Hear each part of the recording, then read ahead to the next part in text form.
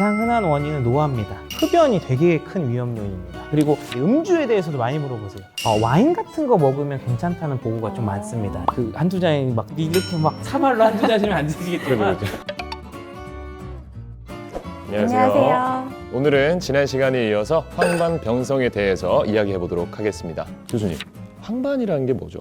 황반이 이제 발음도 어렵고 용어도 어려운데요. 우리 눈에 망막이라는 신경 조직이 있습니다. 카메라로 치면 필름에 해당하는 부분이죠. 마지막에 상을 맺히는 부분인데 이런 부분의 가장 중심에 시력이 맺히는 부분을 황반이라고 합니다. 이 안에는 노란 색소들이 많이 모여 있어서 누를 황자를 써서 황반이라고 말하는 겁니다. 그러면은 증상은 어떤 게 있나요? 황반이라는 곳에 나이가 들면서 노폐물이 점차 쌓이면서 나타나게 되는데요. 초기에는 그 쌓인 노폐물들 때문에 끊어져 보이거나 혹은 약간 찌그러져 보이거나 이런 것들이 생길 수 있고 나중에 점차 진행하면서는 시력이 떨어지게 됩니다.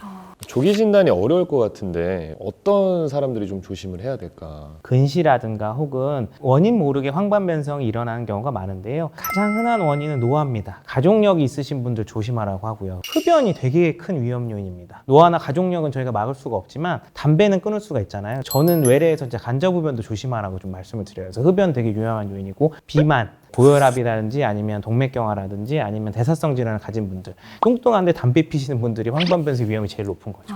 근데 사람들이 눈 검진을 정기적으로 받진 않잖아요. 그렇죠. 저는 50대부터는 좀 받으시는 것이 좋다고 생각합니다. 왜냐하면 정도의 차이는 있지만 증상이 없더라도 노폐물들이 조금 쌓이는 게 실제로 보이는 분들이 있어요. 건강검진을 하지 않습니까? 거기서 이제 안저사진을 찍는데 황반에 변성이 있다고 오시는 30대, 40대 되게 많아요. 제가 30, 40대에서는 특별한 치료를 권유하진 않지만 50대 이상에서부터 만일에 그런 징조가 있다 그러시면 예를 들면 영양제라든지 이런 거를 좀 권유를 드리면서 정기 검진을 권유드리기 때문에 나이가 50살인 분들은 안과 검진을 한 2년에 한 번이라도 이상이 없으시더라도 하시는 게 좋지 않을까라고 권유를 드리고 있습니다. 자가 진단할 수 있는 방법이 있을까요? 그 암슬러 격자라는 검사가 있는데요. 그게 바둑판처럼 생겼습니다. 양쪽 눈을 가리거나 책 보는 거리 정도에서 그 암슬러 격자를 봤을 때 찌그러져 보거나 혹은 끊어져 보이게 되면 자가 진단을 할 수가 있습니다. 바둑판이나 장기판을 보거나 달력을 볼 때 그 부분의 일부가 끊어져 보이거나 그러면 황반변성을 의심하셔야 됩니다. 그럼 치료가 되는 건가요? 황반변성에는 크게는 두 종류가 있습니다. 그러니까 건성 황반변성이라는 게 있고 습성 황반변성이 있어요. 황반변성 모두 노폐물이 쌓이게 되지만 건성 황반변성의 경우는 위축성 황반변성으로 진행이 됩니다. 이 위축성 황반변성이라 하는 거는 정말로 그 노폐물이 많이 쌓이면서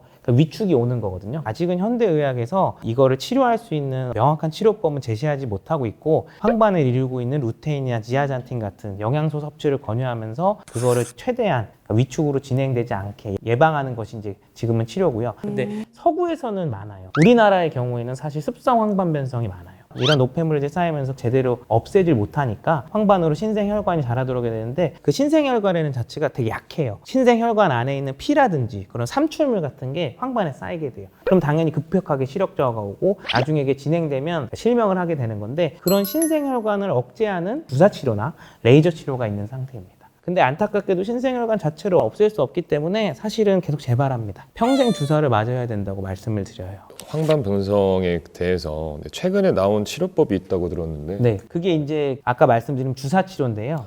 눈에서 그런 병이 있으니까 혈관 내피세포 성장 인자라는 걸 분비하게 되면서 그런 신생혈관이 자라게 되는 원리를 이어가게 되는데 그런 혈관 내피세포 성장 인자를 더욱더 많은 범위 내에서 억제하는 약들이 최근에 계속 개발되고 있어요. 근데 새로 나온 약들은 보통 비싸잖아요. 네네. 이게 보험이 되나요? 노인성 황반변성의 경우에는 산정특례라는 것이 적용이 됩니다. 실제 약가가 한 75만 원 정도 해요. 거기서 이제 환자 부담금은 10%라 7만 원 정도 됩니다. 근데 모든 환자가 되는 건 아니고요. 보험 기준이 있겠죠. 아까도 말씀드렸지만 주사 치료밖에 없고 주사 치료를 한다 그래서 낫는 병이 아닙니다. 평생 주사를 맞아야 되기 때문에 그렇게 나라에서 조금 보험 혜택을 조금 주고 있다고 생각이 듭니다. 그리고 음주에 대해서도 많이 물어보세요.